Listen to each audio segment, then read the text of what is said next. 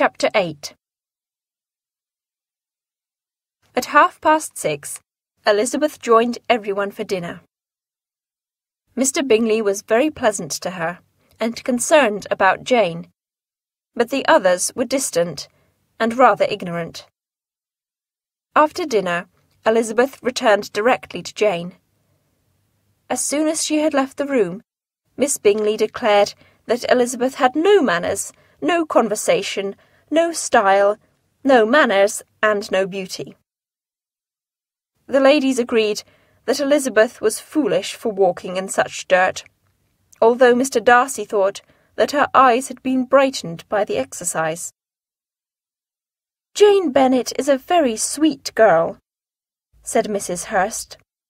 "It's a shame that with such an awful family she has no chance of finding a good husband." Elizabeth joined the company again late in the evening, after Jane had gone to sleep. She did not wish to play cards with them, so read a book instead. The conversation turned to Mr. Darcy's library. "What a delightful library you have at Pemberley, Mr. Darcy!" exclaimed Miss Bingley. "It has been the work of many generations," boasted Darcy, "and I am continuing to build it." "How tall is your sister now, Mr. Darcy?" inquired Miss Bingley. "She is now the same height as Miss Elizabeth Bennet, or perhaps taller," he replied. "She has such good looks and such good manners, and for such a young girl she is so accomplished. She plays the piano beautifully." "I am amazed at how accomplished all young ladies are," said Bingley. "I disagree," replied Darcy. "I do not know more than half a dozen young ladies who are truly accomplished." "Indeed," added Miss Bingley.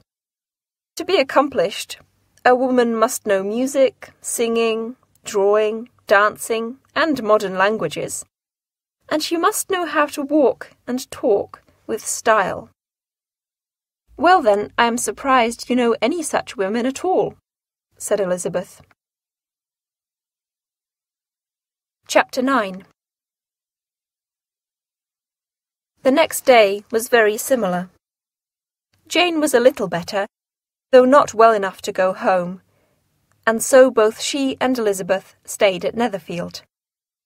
In the evening they did not play cards, and Mr. Darcy asked the ladies to play some music. Miss Bingley played while her sister sang, and during this time Elizabeth noticed that Mr. Darcy's eyes were fixed on her.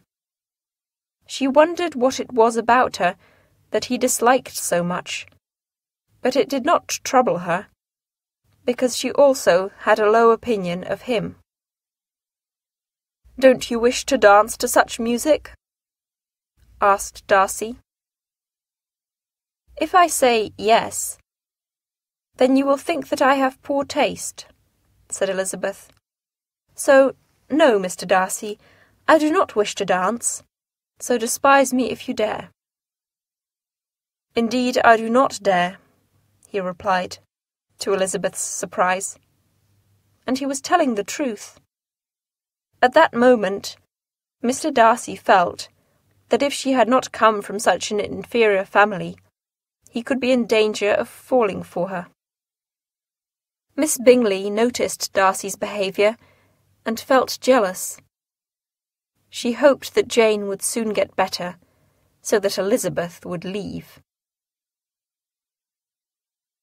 Chapter 10.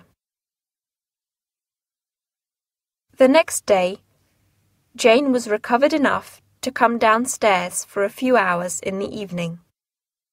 Mr. Bingley was very attentive to her, and sat with her all evening by the fire.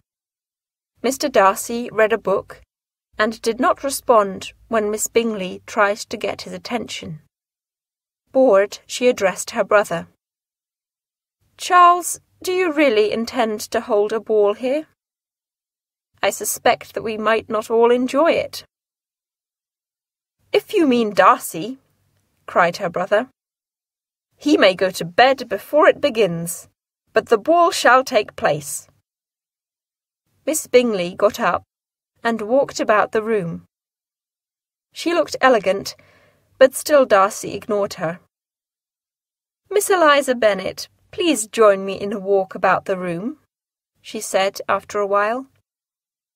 Elizabeth was surprised, but joined her. But when he was asked, Mr. Darcy refused. "Either you are walking together because you want to discuss secret affairs, or because you want me to admire your figures. If it is the first, then I should be in your way. If it is the second, I can admire you better as I sit by the fire." "Oh, shocking! How shall we punish him for such a speech?" cried Miss Bingley. "Tease him. Laugh at him," replied Elizabeth. "But it is not possible to laugh at someone so calm and wise." "What a shame! I love a laugh. But it is true, he is without fault," cried Elizabeth sarcastically. "No," said Darcy, "I have faults. I cannot easily forget the vices of others. Once someone loses my good opinion, it is lost forever." "That truly is a fault," exclaimed Elizabeth. "But I really cannot laugh at it. You are safe from me.